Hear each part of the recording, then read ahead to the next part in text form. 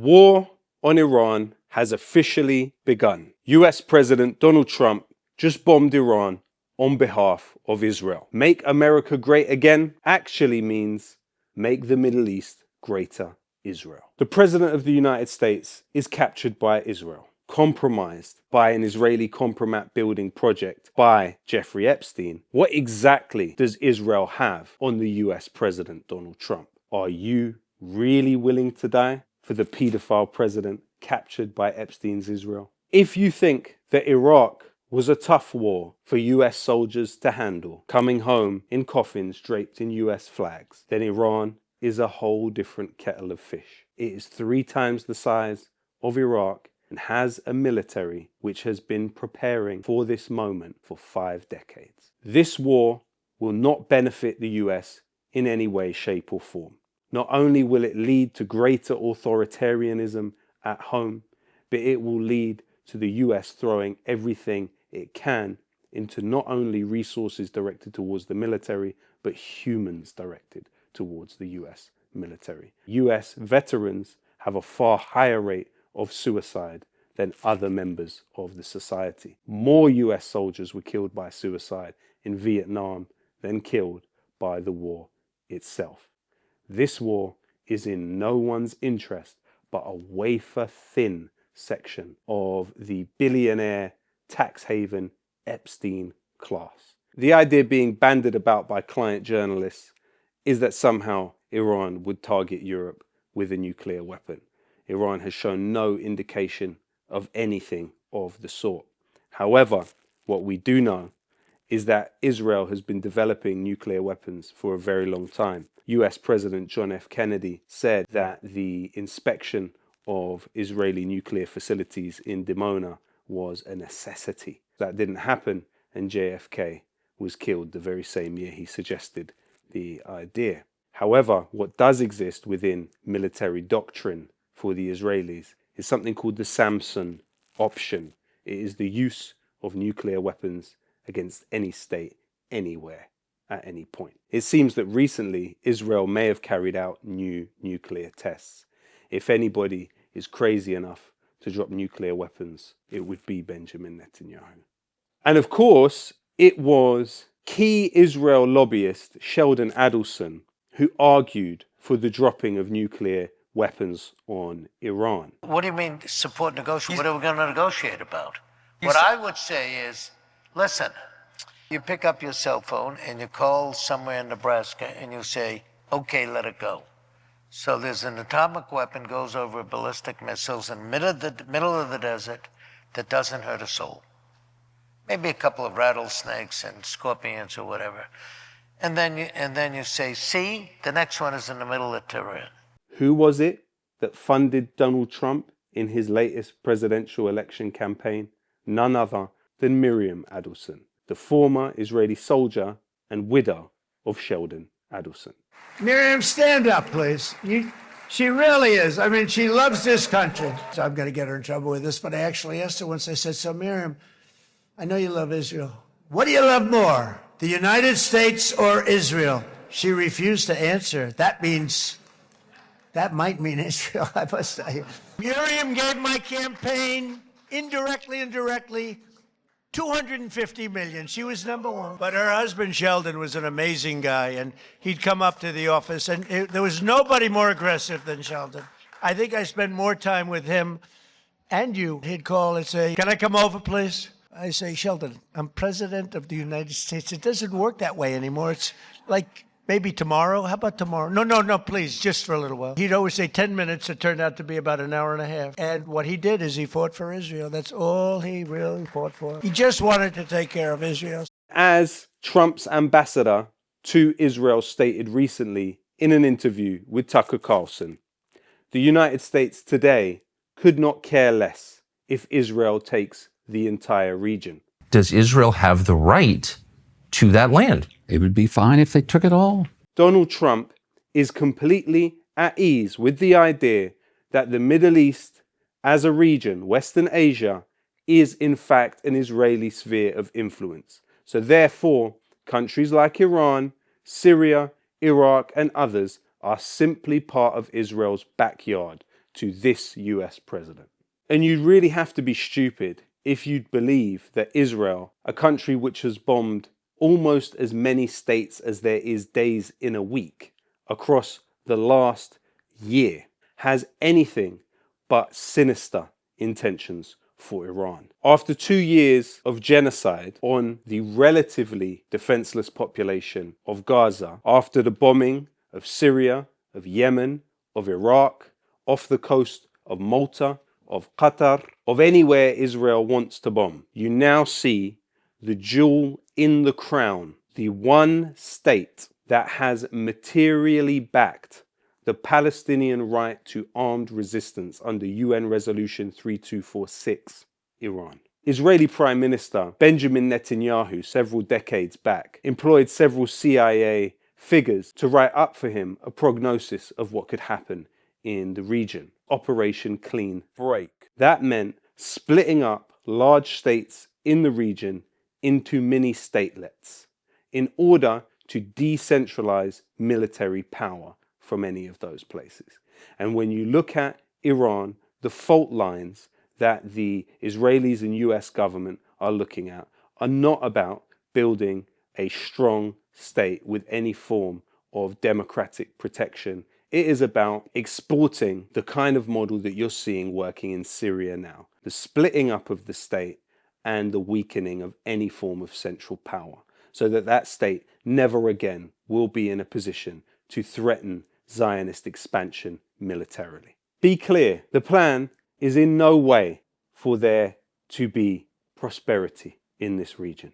It is the kind of creative chaos mapped out by Peter Thiel and Epstein in emails. This is the mentality of the billionaire tax haven Epstein class. Creative chaos for Western Asia. Trump may criticize the neocons. This great transformation has not come from Western intervention or neocons. The so-called nation builders wrecked far more nations than they built, and the interventionists were intervening in complex societies that they did not even understand themselves. But the people that have been working for this war all of these years have been key figures in the neocon war on Iraq. United against a nuclear Iran even has leadership of those that served under Bush's administration and one of George Bush's own brothers in the board. That is who is pushing Trump towards this war.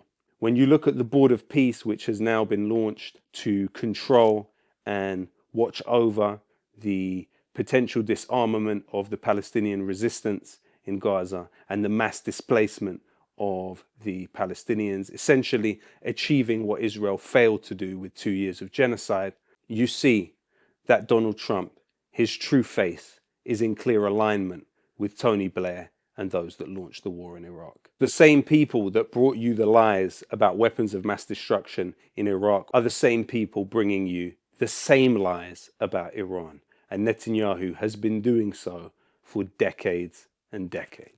If Iran acquires a nuclear bomb, it could use any one of these shadowy groups to threaten the United States, threaten the West. They're very close. They're 6 months away from being about 90% of having the enriched uranium for an atom bomb. If not stopped, Iran could produce a nuclear weapon in a very short time. It could be a year, it could be within a few months, less than a year. Just in case you are unclear about the extent that Israel is willing to go to in Iran internally, the Farsi channel of Israel's external intelligence agency, Mossad, published a statement. Come out to the streets together. The time has come. We are with you, not only from afar and not just in words. We are with you in the field as well. The former head of the CIA, Mike Pompeo, stated, "Happy New Year to every Iranian in the streets, also to every Mossad agent walking beside them." Former Israeli Defense Minister Yoav Gallant stated that Israel should steer the movement in the streets with an invisible hand. You either support international law or you support the law of the jungle. And what you have on the side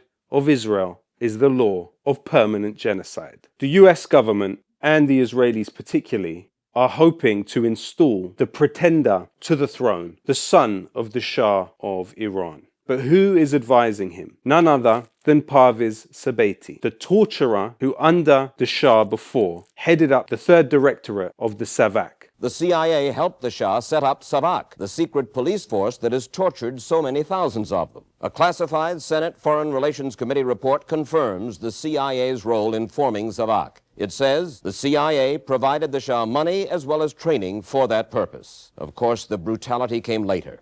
Parviz Sabeti tortured and killed many and is subject to a $225 million lawsuit for these human rights violations in the United States. The idea, of course, that the United States does this with the best interest of Iranian people at heart belongs clearly in the colonial encyclopedia of crimes, along with the democratic wishes of the Iraqis, of the Afghans, of the Vietnamese, and of any other victim that the United States chooses at that time.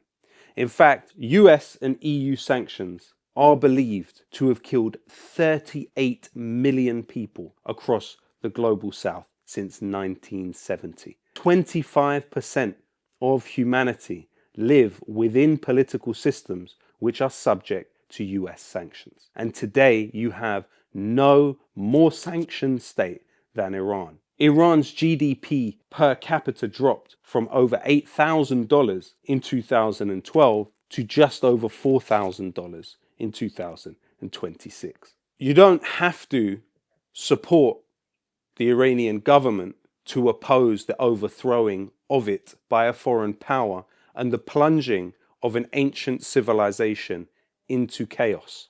If any state in the world looks at the trajectory of those that relinquish their weapons programs to gain proximity to the West, they would look at Libya, see Tony Blair's handshake in the desert, and then what happened. They would also look at North Korea and see Donald Trump's meeting with the leader there.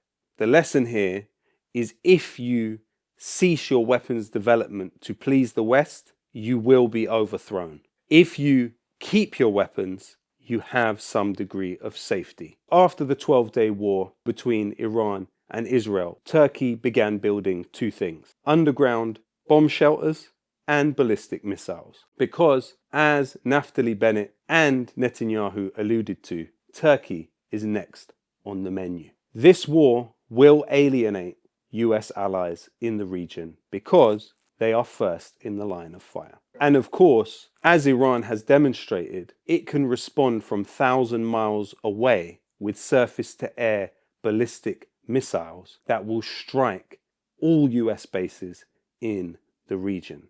The Strait of Hormuz will be closed. US oil platforms will be destroyed. Do you think the economy of the United States can survive a war with Iran? This is why war in Iran will be far harder than they thought it would. You have to remember that Iran has deep connections to both China and Russia. There is Russian military present in Iran, and they have the strategic, comprehensive partnership with China, with a plan of tens of billions being directly invested into the Iranian economy by China across the coming decade. Will China and Russia allow Iran to fall? That is the question here. It is easily foreseeable that this war could spiral out of the control of Western powers, and that we could be on the precipice of World War III. And so, let me reiterate and ask you again, are you really willing to die for the paedophile president captured by Epstein's Israel? Ultimately, powerful forces are at perpetual war. And in order for that to happen, there has to be perpetual war against your critical thinking. Double Down News is a key way to fight back. So please do what you can to support Double Down News on its continued journey through Patreon now.